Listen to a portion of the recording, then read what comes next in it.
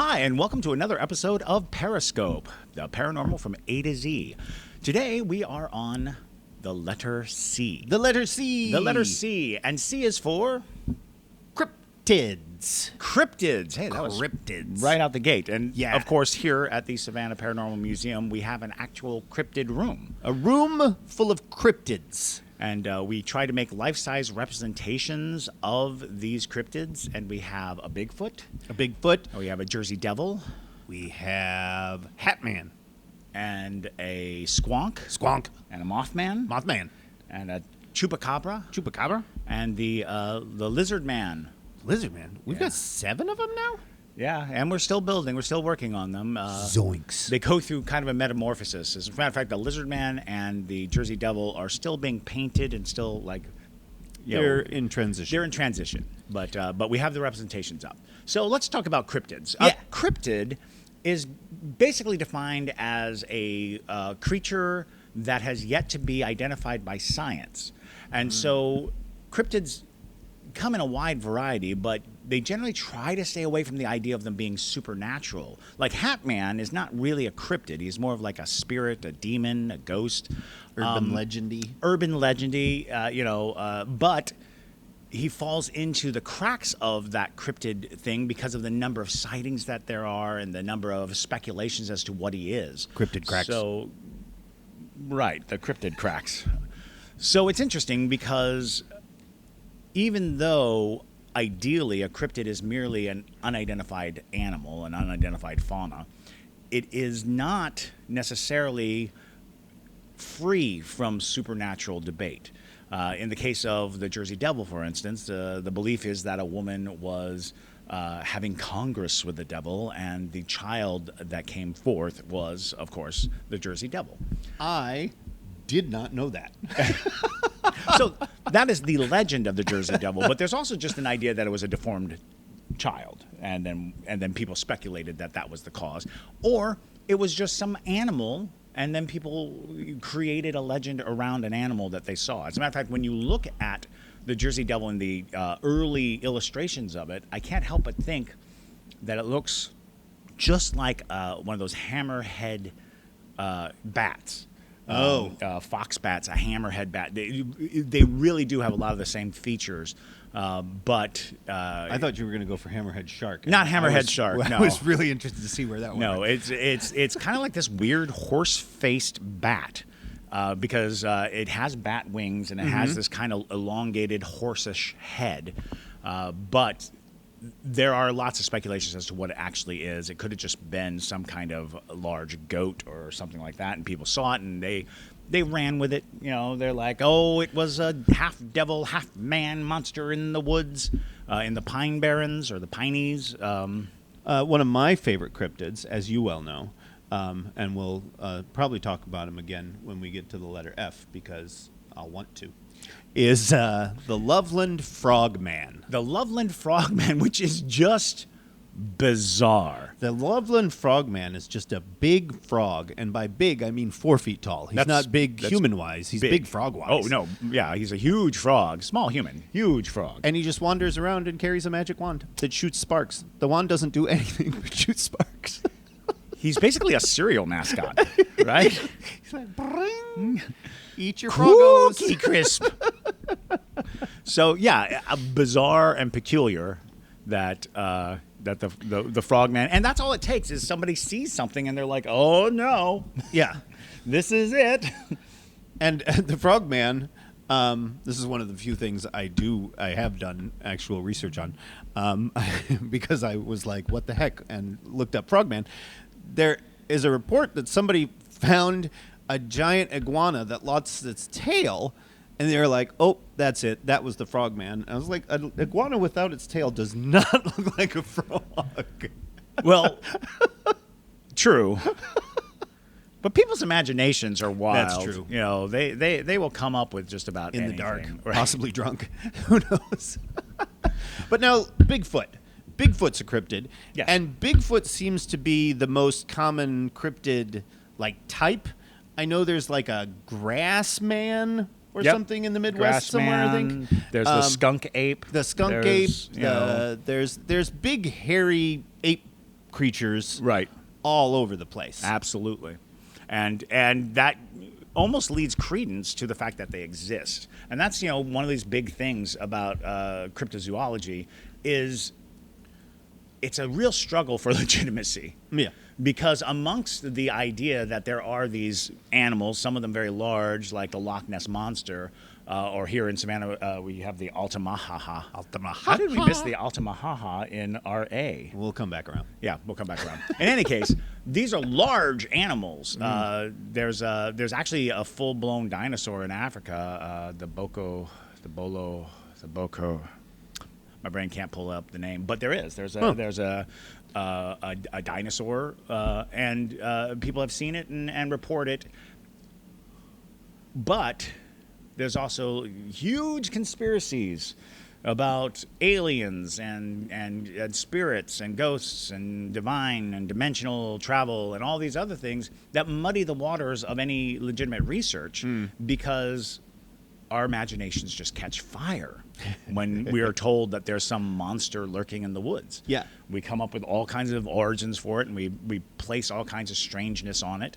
And that is part of the fascination of cryptids, is that they inspire the imagination.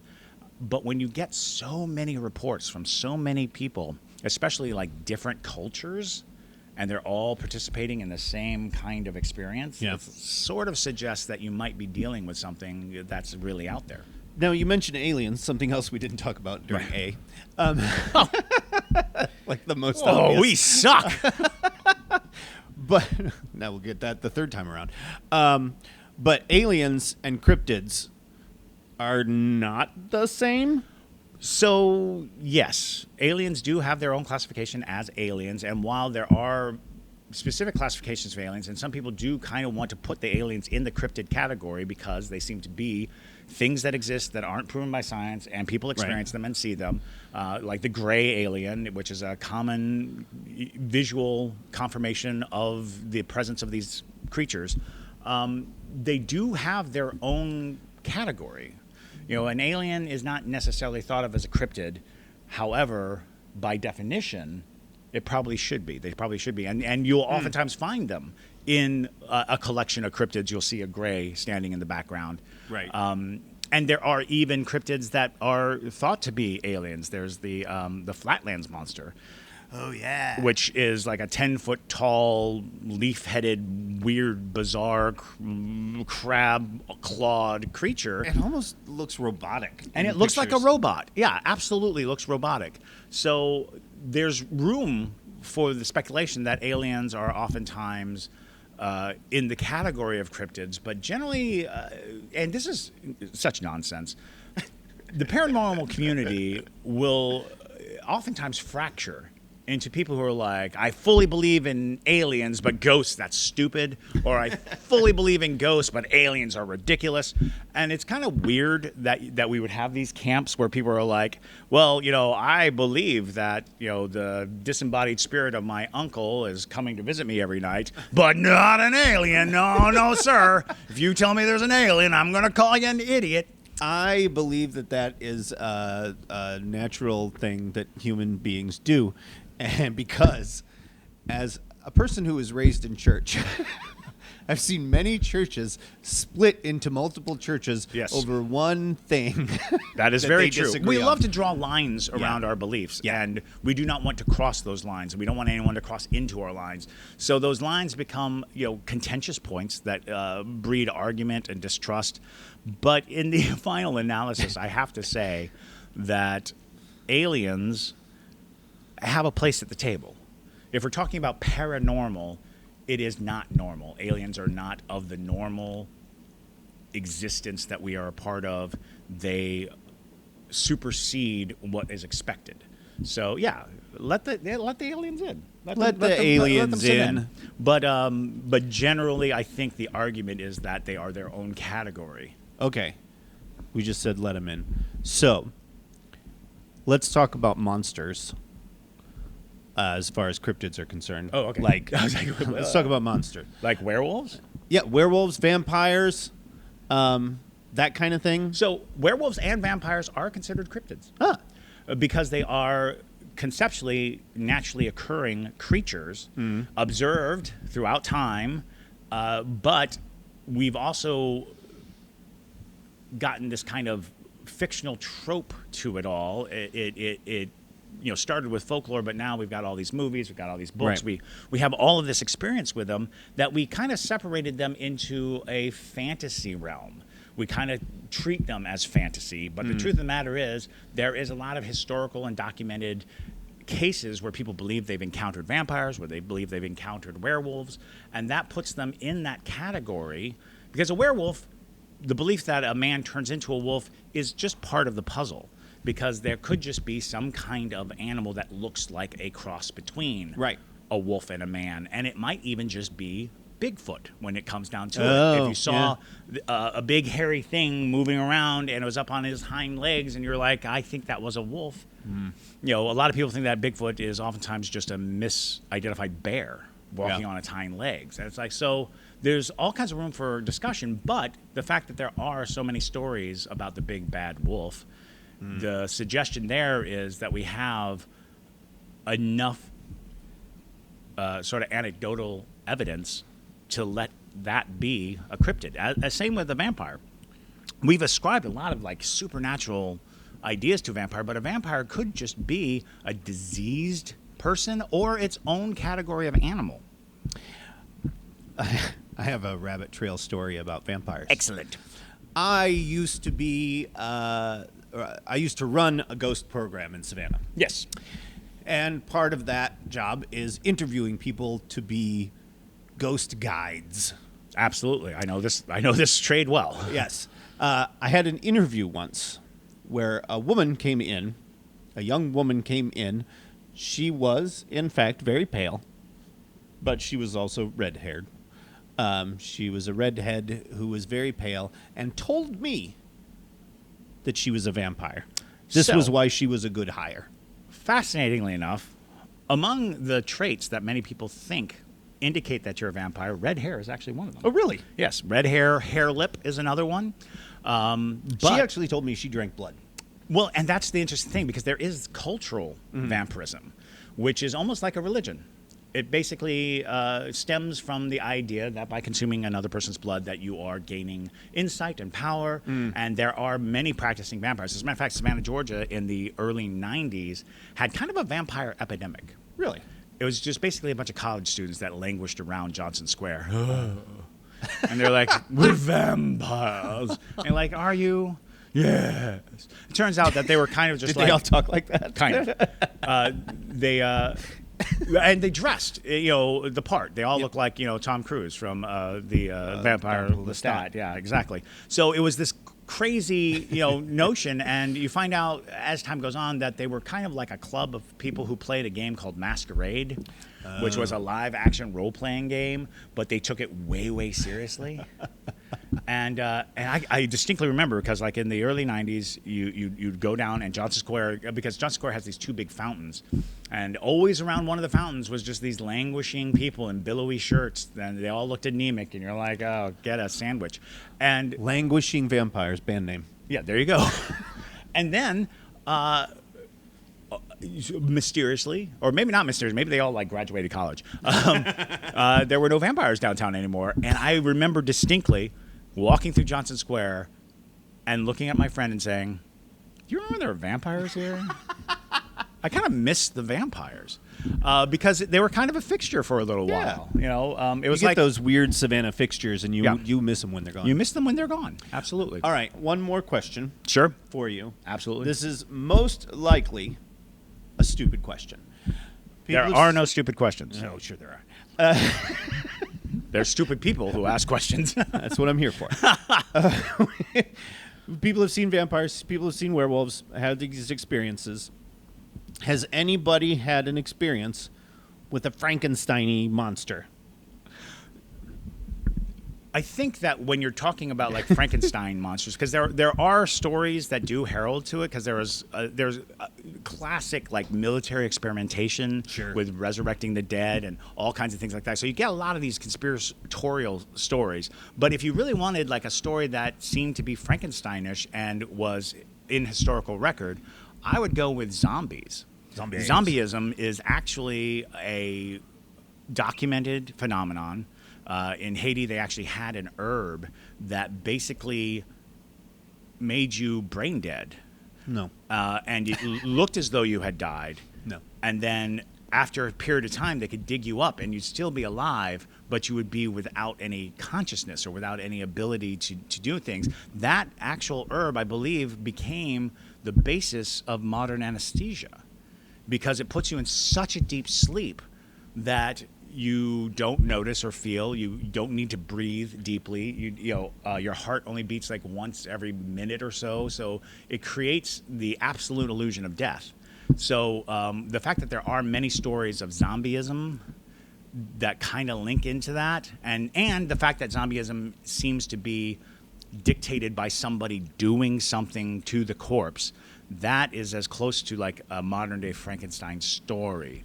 Although in the 20th century, we started doing transplants, where we would do heart transplants, limb transplants even, things like that. And people would state that they could sense or feel, retina transplants and things, see, feel, and have notions of the other person's life. There's movies, all sorts of movies about Lots that. of movies that cover that. But that's a fascinating thing, too, because I think that has a place in in Frankenstein lore. Right. As a matter of fact, even Mary Shelley wrote in the original Frankenstein book that one of the hands of Frankenstein was a musician and the other hand was a murderer. Oh. And it was fascinating to hear the concept of this hand has memories that are different than this hand and has desires and wants that are different than each other. Oh, that's interesting. Yeah. Okay. We'll talk about zombies more when we get to Z because there's not a lot of Z's out there. We'll probably talk about zombies numerous times in a row. Yeah, that's very true. I would have to believe that zombies will come up again and again. Yes. So, moving on with the letter C, cats. What? Cats, meow Meow, meow? meow meow cats. Meow meow cats. Meow Okay. meow cats. So cats are revered in almost every culture that they're domesticated in as supernatural. Huh. They have all kinds of supernatural tendencies. There are lots of beliefs that cats sleep so much because while they're asleep, they're basically guarding this dimension. Their spirits are in charge of protecting us. And so the ancient Egyptians revered them as gods, oftentimes burying the pharaohs with cats. There's all kinds of notions of it all around the world. The thought that cats have 9 lives, the thought that cats are familiars for witches. Cats are just mysterious animals. Yes. And they live with us, but they don't really seem dependent on us, which makes them different than dogs. Because dogs tend to create this very dependent relationship with you, whereas cats seem to tolerate you. And cats can be very loving and they're very interactive, but they have a regal sense to them. Yes. And many people believe that. As a matter of fact, when I was young, we went to this place where there were cats everywhere. Yeah. This is somewhere in Europe. I almost want to say it was Turkey or possibly Greece. I don't remember exactly. But there are cats, like, they come and they jump on your table while you're eating. And these are just like stray cats. And my dad was going to go shoo one, and the waiter comes rushing up and goes, no, you can't do that. Don't. And we were like, what's wrong? And he's like, it's illegal to shoo away a cat. So it's illegal to like push them or harm them in any way. And we're like, why? And the waiter was like, well, there was a prince who, on his deathbed, a much beloved prince, who on his deathbed basically said he would return as a cat and he would bite the ankle of the next king. So they're waiting for this cat to show up and bite the ankle of the next king. And I was like, there's got to be cat bites by now. I mean, at this surely point. a cat would have bitten someone on the ankle. And but no, apparently it's so enriched in their folklore that they just revere cats as the possible second coming of this beloved prince. That's fascinating. Cat's Eye. Stephen King's movie. Cat's Eye. There are countless stories about cats serving that supernatural purpose. H.P. Lovecraft is a huge component that cats are significant and amazing, but do not look up what he named his cat. Okay. Don't. I won't. do it. I'm not going to do it. You shouldn't either. But as long as we're on H.P. Lovecraft, We are. Cthulhu. Cthulhu. Cthulhu. Starts with C, It starts with C, and it is a fictional deity, but not a cryptid. but not a cryptid because he is 100% fictional. There you go. However, his presence in our zeitgeist, in our mindset, allows him a special position because there are people who kind of worship him.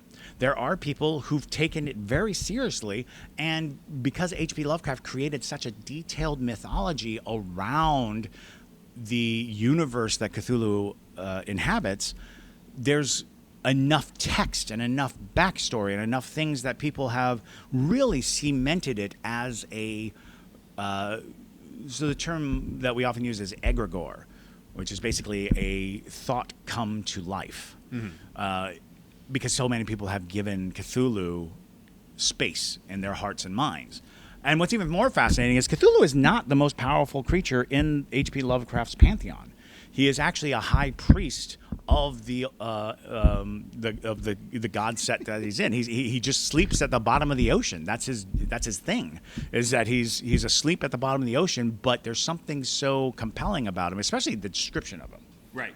Because he's an octopus-faced reptilian giant, kind of Godzilla-sized thing with huge bat wings. And if he wakes up, he will destroy the earth. So stay quiet. Don't wake him up. Why? Sorry, of my lack of knowledge of Lovecraft. I have a cursory knowledge at best. But why does he destroy the earth when he wakes up? What's the So it's point interesting there? because if you take a closer look at the mythos, H.P. Lovecraft was basically a dire existentialist. He just a nihilistic existentialist. He just believed that we're meaningless, we're small specks in a universe we can't possibly comprehend, and the only thing for us to do is go insane at the sheer magnitude of the universe. But Cthulhu's job is basically to harvest the earth, meaning that humans are just a crop. Oh. We were planted on this planet to grow and proliferate, and then one day, when the old ones come back, we are their food.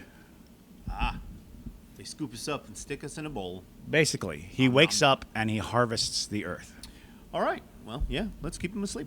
Yeah. Yeah. We're not done yet. No. We're obviously not done yet. No. We've got We are half-baked. so many more letters to go through in our podcast. And watch out when we get to Z, because then Cthulhu will come back. That's what he's been waiting on this whole time. That is very fair. Okay. Any more C's for us? Well, there's plenty of C's. plenty but of do we C's want more C's that right now? we want to go through and think about. But we will be. Cthulhu was in the sea. Cthulhu sleeps at the bottom of the sea. That's another C. That's another C, but not spelled correctly. I think that actually will do it for this episode. Boom. We are happily through our first dabbling in C. Yes. And we will return to it when we cycle through the alphabet. About 26 more episodes. Absolutely. Yeah. So thank you so much for joining us. Thank you. We'll see you next time. Bye.